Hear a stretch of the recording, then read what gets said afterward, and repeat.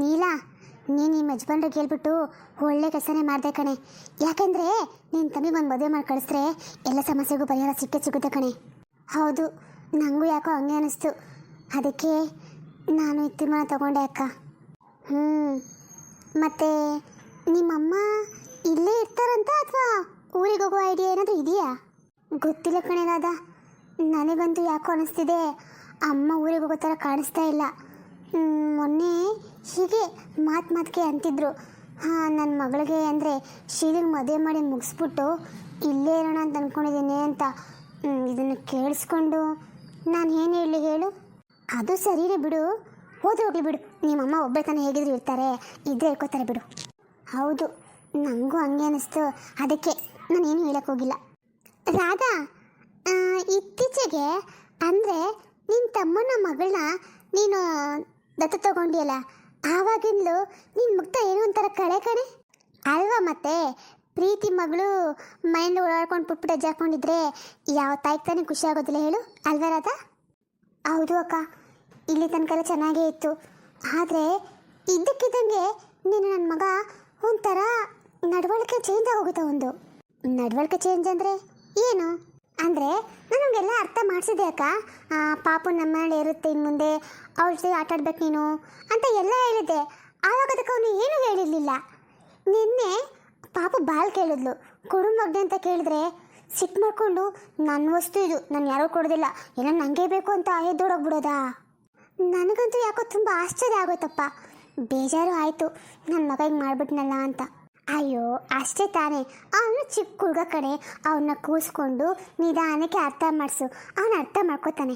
ಯಾಕೆಂದರೆ ಅವನು ಇವಾಗ ಅವನ ಮನಸ್ಸು ಹೇಗಾಗುತ್ತೆ ಅಂದರೆ ಪುಟ್ಟ ಮನಸ್ಸು, ಅಂದರೆ ಹಸಿ ಮಣ್ಣಿರುತ್ತಲ್ಲ ಆ ರೀತಿ. ನೀನು ಇವಾಗಲೇ ಅವನ ಯಾವ ರೀತಿ ರೂಪ ಕೊಡ್ತೀಯಲ್ಲ ಅದಾಗೆ ಬೆಳ್ಕೊಬರುತ್ತೆ. ನೀನು ಹೇಳೋ ಮಾತು ಅವನ ಮನಸ್ಸಲ್ಲಿ ಹೇಗಿರ್ಬೇಕಂದ್ರೆ ಆ ಪಾಪು ಸ್ವಂತ ತಂಗಿ ಅಂತ ಇರಬೇಕು. ಅದನ್ನು ಬಿಟ್ಟು ಬೇರೆಲ್ಲ ಏನು ಮಾಡೋಕ್ಕೆ ಹೋಗ್ಬೇಡ, ಬೈಬೇಡ, ಹೊಡಿಬೇಡ, ಇದೆಲ್ಲ ಮಾಡೋಕ್ಕೆ ಹೋಗ್ಬೇಡ.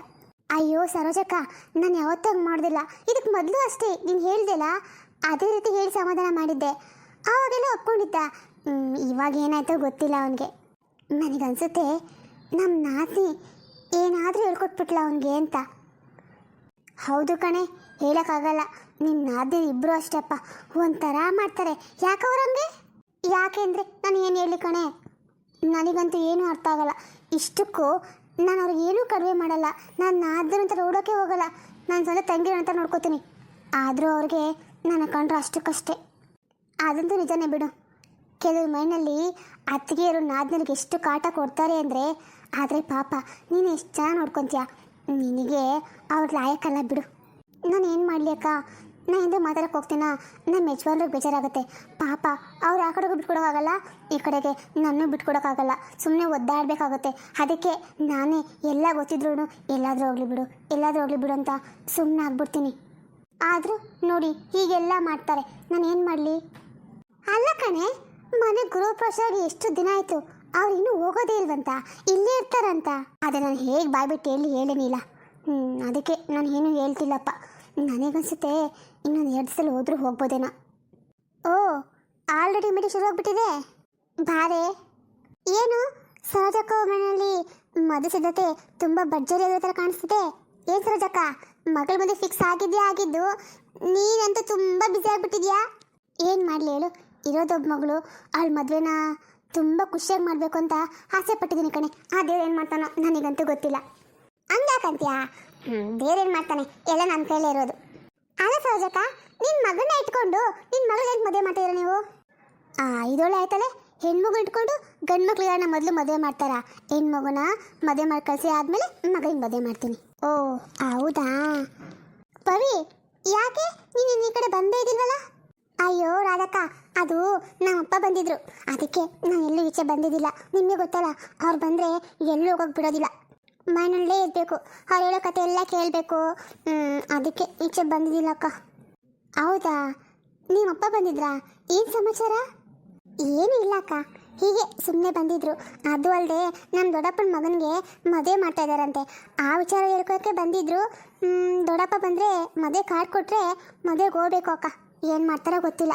ಅದು ಅಲ್ಲದೆ ನಮ್ಮಪ್ಪ ಅಂತ ನಮ್ಮ ದೊಡ್ಡಪ್ಪ ದುಡ್ಡು ಕೇಳಿದಾರಂತೆ. ಇದು ಹೆಂಗಾಗುತ್ತೆ ಕೊಡೋದಕ್ಕೆ ಹೇಳಕ್ಕ? ಅರೆ ಇದು ಒಳ್ಳೆ ಆಯ್ತಲ್ಲ. ಹೆಂಗಾಗುತ್ತೆ ಅಂದರೆ ಅಣ್ಣ ತಮ್ಮನಂದರೆ ದುಡ್ಡಿನ ಸಹಾಯ ಮಾಡೋದು ಸಹಜ ಅಪ್ಪ. ಇಷ್ಟಕ್ಕೂ ನಿಮ್ಮ ಅಪ್ಪಂಗೆ ಹೆಂಡತಿ ಅಂತ ಇಲ್ವಲ್ಲ, ಹಾಗಾಗಿ ಕೊಟ್ಟರು ಕೊಡ್ಬೋದೇನೋ. ಹೋಗ್ಲಿ ಬಿಡು. ಹಾಂ, ನೀನೇನೋ ಹಂಗಂತೇನಿಲ್ಲಕ್ಕ. ಆದರೆ ಇರೋ ದುಡ್ಡನ್ನು ನಮ್ಮ ಅಪ್ಪ ಅವ್ರಿಗೆ ದಾನ ಮಾಡಿಬಿಟ್ರೆ ನಾಳೆ ದಿನ ನನಗೇನು ಬೇಡವಾ? ಅದಕ್ಕೆ ನಾನು ಹೇಳಿ ಕಳಿಸ್ತೀನಿ. ಅಪ್ಪ ನೋಡು, ನೀನು ಯಾರಿಗೂ ದುಡ್ಡು ಕಸರ ಕೊಡಬೇಡ, ಹಾಗೆ ಇಟ್ಕೋ. ಕೇಳಿದ್ರೆ ಹೇಳು ಅಂದರೆ ದುಡ್ಡಿಲ್ಲ ಅಂತ ಹೇಳಿದ್ದೀನಿ. ನಮ್ಮ ಅಪ್ಪ ಹಂಗೆ ಮಾಡ್ತಾರಾ?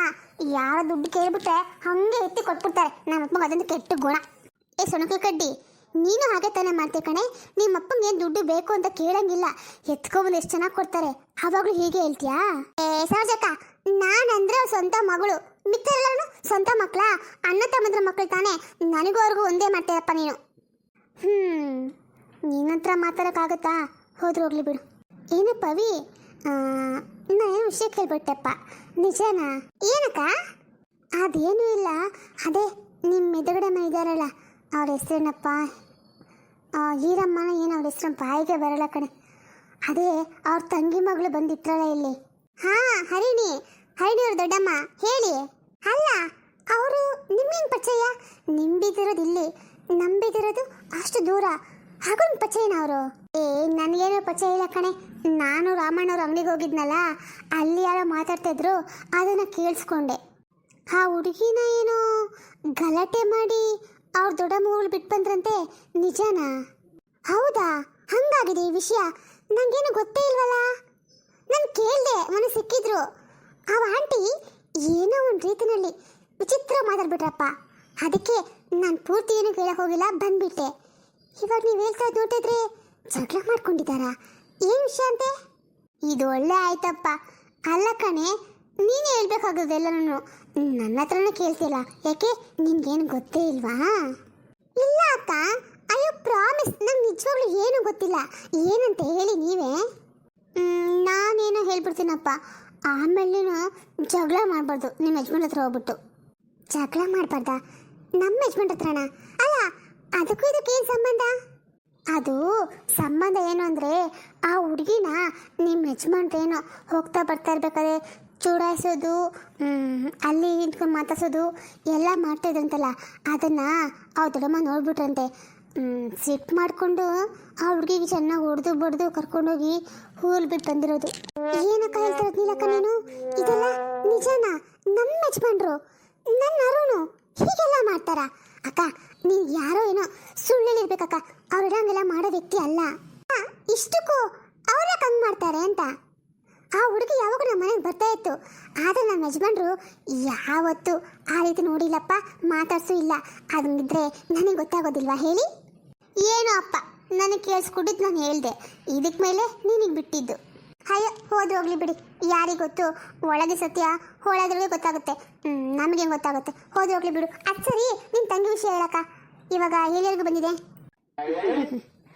ಮಳ್ಳಿ ತನ್ನ ವಿಚಾರ ಮಾತ್ರ ಬಚ್ಚಿಟ್ಕೋತಾಳೆ, ಬೇರೆಯವರಾದರೆ ಬೀದಿಗಿಡ್ತಾಳೆ. ಸೋಡಾ ಬುಡ್ಡಿ.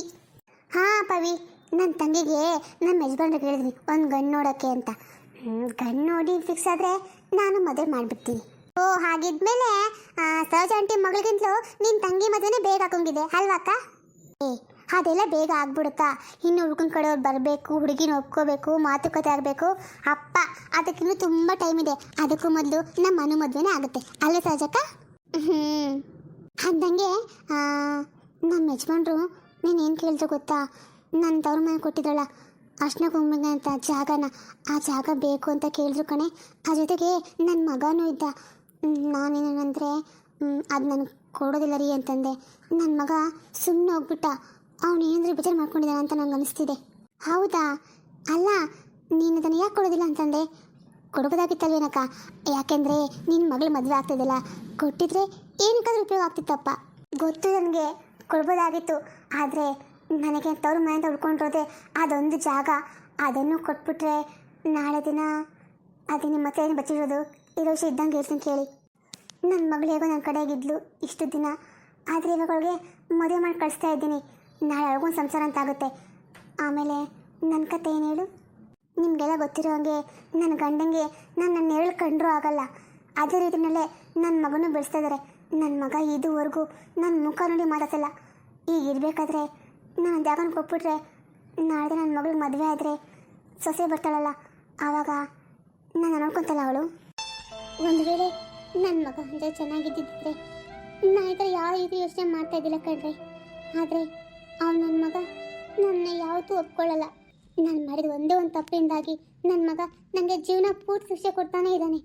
ಹಾಗಾಗಿ ಆ ಮನೆನ ಕಳ್ಕೊಂಡ್ಬಿಟ್ರೆ ನಾಳೆ ದಿನ ನನಗೆ ಒಂದು ಸೂರು ಸಿಗೋದಿಲ್ಲ ಕಣೆ. ಅದಕ್ಕೆ ತಲೆ ಮೇಲೆ ಒಂದು ಸೂರನೇ ಇರಲಿ, ಕೊನೆಗಾಲದಲ್ಲಿ ನಾನು ಸಾಯೋಕ್ಕಾದ್ರೂ ಒಂದು ಜಾಗ ಬೇಕಲ್ವ, ಅದಕ್ಕೆ ನನ್ನ ಜಾಗನ ಕೊಡಲ್ಲ ಅಂತ ಹೇಳ್ಬಿಟ್ಟೆ. ತೂ ಸರೋಜಕ್ಕ, ಬಿಡ್ತು ಅನ್ನು ಯಾಕೆ ಹಿಂಗೆಲ್ಲ ಮಾತಾಡ್ತೀಯಾ? ನಿನ್ನ ಮಗ ನಿನ್ನ ಗಂಡ ನೋಡ್ಕೊಳ್ತಿದ್ರೆ ಏನಾಗುತ್ತೆ? ನಿನಗೆ ನಾವೆಲ್ಲರೂ ಇಲ್ವಾ? ಅದೇ ಮತ್ತೆ ಹಾಗೆಲ್ಲ ಯೋಚನೆ ಮಾಡೋಕೆ ಹೋಗ್ಬೇಡ ಸರೋಜಕ್ಕ ನೀನು. ನಿಂಗೆ ಅಂತ ಗತಿ ಬಂದರೆ ನಾವೆಲ್ಲ ನಿಂಗಿದ್ದೀವಿ. ಅದೇ ಮತ್ತೆ ಸಾಕು ಕಣ್ರೆ, ನೀವೆಲ್ಲ ಇಂಥ ಮಾತಂದ್ರೆ ನನಗೆ ಈ ಮಾತು ಒಂದೇ ಸಾಕು ನನಗೆ. ಓಯ್ ರಂಗಮ್ಮಜ್ಜಿ, ಎಲ್ಲೋಗ್ತಿದ್ಯಾ? ಬಾಯಿಲಿ. ಓ, ನೀವೆಲ್ಲ ಕುತ್ಕೊಂಡಿದ್ದೀರಾ? ಏನ್ರಮ್ಮ ಎಲ್ಲ ಸೇರ್ಕೊಂಡು ಏನು ದೊಡ್ಡದಾಗಿ ಮೀಟಿಂಗ್ ಮಾಡಂಗಿದ್ದೀರಾ? ಏನು ಸಮಾಚಾರ? ಅಲ್ಲ ರಂಗಮ್ಮಜ್ಜಿ, ನಮ್ಮ ಕತೆ ಇರಲಿ ಬಿಡು, ನಿನ್ನ ಕತೆ ಏನಂತ ಹೇಳು. ಅಲ್ಲ, ನಮ್ಮನ್ನು ನೋಡಿದ್ರೆ ತಂಗ ಹೋಗ್ತಿದ್ಯಲ್ಲ, ಅಂತ ಅರ್ಜೆಂಟ್ ಕಸ ಏನಿತ್ತು ನಿನಗೆ ಅಂತ? ಹಾಂ, ಅಯ್ಯೋ ಅದನ್ನೇನು ಅಂತ ಹೇಳಿ. ಅಯ್ಯೋ ನಾನು ಏನಪ್ಪ ಬಡ್ಕೊಳ್ಳಿ, ಈ ನನ್ನ ಮರೆಗಳು ಗಡ್ಡನ ಕಟ್ಕೊಂಡು ನಾನು ಏಗ್ತಾ ಇದ್ದೀನಲ್ಲ, ನಾನು ಏನು ಮಾಡಲಿ ಹೇಳು? ಯಾಕಜ್ಜಿ ಅಂಥ ಕೆಲಸ ಅಂಕಲ್ ಏನು ಮಾಡಿದ್ರು? ಅಯ್ಯೋ ಅವ್ರು ಇದ್ರೆ ಅಲ್ವೇನಮ್ಮ ಏನಾದರೂ ಮಾಡೋಕ್ಕೆ. ಅಲ್ಲ, ನನಗೆ ಬೆಳಗ್ಗೆ ಫೋನ್ ಬಂದಿತ್ತು ನಮ್ಮ ಊರಿಂದ, ನಮ್ಮ ದೊಡ್ಡಪ್ಪನ ಮಗ ತೀರೋಗ್ಬಿಟ್ಟ ಅಂತ. ನಾನು ನಿಮ್ಮ ಅಂಕಲ್ಗೆ ಎಬ್ಸಿ ಹೇಳಿದೆ, ಏನ್ರಿ ಹಿಂಗಾಗಿದೆ, ಅಲ್ಲಿ ಬಸ್ ಶಾಪ್ಗೆ ಹೋಗ್ಬಿಟ್ಟು ಒಂದು ಹೂವಿನ ಹಾರನ್ನು ಸಾಮಾನು ಕಡೆ ತೊಗೊಂಡು ಬನ್ನಿ, ಹೋಗಿ ಬರೋಣ ಅಂತ. ಬೆಳಗ್ಗೆ ಹೋದ ವ್ಯಕ್ತಿ ಇನ್ನೂ ಪರಿಚಯ ಇಲ್ಲ. ನಾನು ಎಲ್ಲಿ ಹುಡ್ಕೊಂಡು ಹೋಗ್ಲಿ ಹೇಳು? ಅಯ್ಯೋ ಏನಾಗುತ್ತಂತ ಅವ್ರಿಗೆ? ಅಯ್ಯೋ ಅದೇನಂತ ಹೇಳಿ, ಮೊನ್ನೆಷ್ಟೇ ಮದುವೆ ಮಾಡಿದ್ರಿ. ನನ್ನ ತಮ್ಮ ಆಗಬೇಕು ಅವನು. ಅಂದರೆ ನನ್ನ ತಮ್ಮ ಅಂದರೆ ನಮ್ಮ ಚಿಕ್ಕಮ್ಮ, ಕೊನೆ ಚಿಕ್ಕಮ್ಮನ ಮಗ. ಹೆಚ್ಚು ಕಮ್ಮಿ ಅವಂಗೂ ನನಗೂ ಸುಮಾರು ವರ್ಷದ ಅಂತರ ಇದೆ ಬಿಡು. ಅವನಿಗೆ ಮದುವೆ ಮಾಡಿದ್ರಿ. ಹಿಂದೆ ಮುಂದೆ ಯೋಚನೆ ಮಾಡ್ದಂಗೆ ಮದುವೆ ಮಾಡಿಬಿಟ್ರು. ಅವಳು ಮನೆಗೆ ಬಂದು ಸೊಸೆ ನೋಡ್ತಾಳ, ಅದು ಯಾವ ಮಾಯದಲ್ಲಿ ಅದೇನು ಮಾಡಿದ್ಲೋ ಗೊತ್ತಿಲ್ಲ, ಇದ್ದಕ್ಕಿದ್ದಂಗೆ ಕಣ್ಣು ಮುಚ್ಕೊಬಿಟ್ಟಂತೆ. ಊರಲ್ಲಿ ಅದು ಇದು ಮಾತಾಡ್ತಾರೆ, ಹೆಂಡ್ತಿನೇನೋ ಮಾಡಿಬಿಟ್ಲು ಅಂತ. ಕಂಡೋರು ಯಾರು ಹೇಳು? ಅಯ್ಯೋ ರಂಗಮ್ಮಜ್ಜಿ, ಈ ವಿಷಯನ ಅಷ್ಟಕ್ಕೆ ಬಿಟ್ಟುಬೇಡ್ರಿ. ಇತ್ತೀಚೆಗೆ ಹೆಂಡತಿರ ಕಾಟ ತುಂಬ ಜಾಸ್ತಿ ಆಗ್ಬಿಟ್ಟಿದೆ ಗಂಡಂದರಿಗೆ. ನಾವು ಟಿ ವಿನಲ್ಲಿ ಮೊಬೈಲಲ್ಲಿ ನೋಡ್ತಾ ಇದ್ದೀವಲ್ಲ, ಬರೀ ಇಂಥ ಕೇಸ್ಗಳೇ. ಈ ಕತರ್ನಕ್ಕೆ ಹೆಂಡ್ತಿರಿದ್ದಾರಲ್ಲ, ಗಂಡನ್ನ ಹೇಗಾದ್ರೂ ಮಾಡಿ ಸಾಯಿಸ್ಬೇಕು ಅಂತ ನಿಂತ್ಕೊಬಿಟ್ಟಿದ್ದಾರೆ. ಮೊನ್ನೆ ನೋಡಿವ ನೀವು, ಗಂಡಂಗೆ ಬರ್ತದೆ ಅಂತ ಊಟದಲ್ಲಿ ವಿಷ ಹಾಕಿ ಸಾಯಿಸೇ ಬಿಟ್ಲು ಪುಣ್ಯಾತ್ ಕಿತ್ತಿ. ಅದಕ್ಕೆ ಯಾವುದಕ್ಕೂ ಸ್ವಲ್ಪ ಜೋಪಾನವಾಗಿರಿ. ಅಯ್ಯೋ ಪವಿ, ಇನ್ನು ಮುಂದೆ ಜೋಪಾನವಾಗಿದ್ದು ಏನು ಪ್ರಯೋಜನ? ಒಂದು ತುಂಬಿದ ಜೀವ ಅನ್ಯಾಯವಾಗಿ ಕಳ್ಕೊಂಡ್ಬಿಟ್ರಲ್ಲ ನಾವು. ಅವಳ ಮೇಲೆ ಕಂಪ್ಲೇಂಟ್ ಕೊಟ್ಟರೆ ಏನು ಪ್ರಯೋಜನ? ಅವಳು ಜೈಲಿಗೆ ಹೋಗ್ತಾಳೆ, ಅಷ್ಟೇ ತಾನೇ ಆಗುತ್ತೆ. ನಮ್ಮ ಹುಡುಗ ಅಂತೂ ವಾಪಸ್ ಬರೋದಿಲ್ಲ. ಹಾಗೆ ಅಂತ ಸುಮ್ಮನೆ ಆಗ್ಬಿಟ್ರೆ ಆಗುತ್ತಾ ರಂಗಮ್ಮಜ್ಜಿ? ಇವ್ರಿಗೆ ಒಬ್ರಿಗೆ ಪಾಠ ಕಲಿಸೆ ಮುಂದೆ ಸ್ವಲ್ಪ ಜನ ಭಯ ಪಡ್ತಾರೆ. ಆದ್ರೂ ಇವಾಗಿರೋ ಜನಗಳ ಮಧ್ಯೆಯಲ್ಲಿ ಇಂಥವ್ರನ್ನ ನಂಬೋದು ತುಂಬಾ ಕಷ್ಟ. ಹೌದು, ಯಾರು ಹೇಗಿರ್ತಾರಂತ ನಂಬೇಕಾಗಲ್ಲಪ್ಪ. ನನ್ನ ಗಂಡಂಗೂ ನಾನು ಹಂಗೆ ಏನೋ ಮಾಡಬೇಕು ಅನಿಸುತ್ತೆ. ಇಲ್ಲ ಅಂದರೆ ಈ ಮರವಿನ ಕಾಯಿಲೆ ನನ್ನ ಗಂಡಂಗೆ ಅದು ಯಾವಾಗ ಹೋಗುತ್ತೋ ಏನೋ, ಏನು ಮಾಡಲಿ ಅಂತ ಅನ್ಸ್ಬಿಟ್ಟಿದೆ. ಅದಕ್ಕೆ ಅವ್ರು ನೋಡ್ಕೊಂಡು ಹೋಗ್ತಾ ಇದ್ದೆ. ಸರಿ ಕಣ್ರಿ, ನೀವೇನೋ ಮಾತಾಡಿದ್ರಲ್ಲ ಮಾತಾಡ್ರಿ. ನಾನು ಹೋಗ್ಬಿಟ್ಟು ನನ್ನ ಗಂಡ ಹುಡ್ಕೊಂಡು ಹಾಗೆ ನಮ್ಮ ಊರಿಗೆ ಹೋಗಿ ಬರ್ತೀನಿ. ಅಲ್ಲ ರಂಗಮ್ಮಜ್ಜಿ, ಹಿಂಗೆ ಮನೆ ಬಿಟ್ಟು ಹೋಗಿದ್ದು 6 ತಿಂಗಳ ಕಡೆ ಪತ್ತಿನೇ ಇಲ್ಲ. ಇವಾಗಲೂ ಹಾಗೆ ಮಾಡ್ತಿ ಹೇಗೆ? ಇಲ್ಲಪ್ಪ, ಇವಾಗ ಹಂಗೆಲ್ಲ ಮಾಡಲ್ಲ, ಬೇಗ ಬಂದ್ಬಿಡ್ತೀನಿ. ಸರಿ, ನಾನು ಹೋಗಿ ಬರ್ತೀನಿ. ಸರಿ, ಹೋಗಿ ಬನ್ನಿ. ಮತ್ತೆ ಏನು ಸಮಾಚಾರ ಅದ? ನಿಮ್ಮ ಮನೆ ಬಾಡಿಗೆ ಕೊಟ್ಟಿಯಾ? ಅಯ್ಯೋ ಇಲ್ಲ, ಇನ್ನೂ ಯಾರೂ ಬಂದೇ ಇಲ್ಲ. ನೋಡಬೇಕು, ಯಾರಾದರೂ ಬಂದರೆ ಮನೆಗೆ ಕೊಡ್ತೀನಿ ಕಣೆ.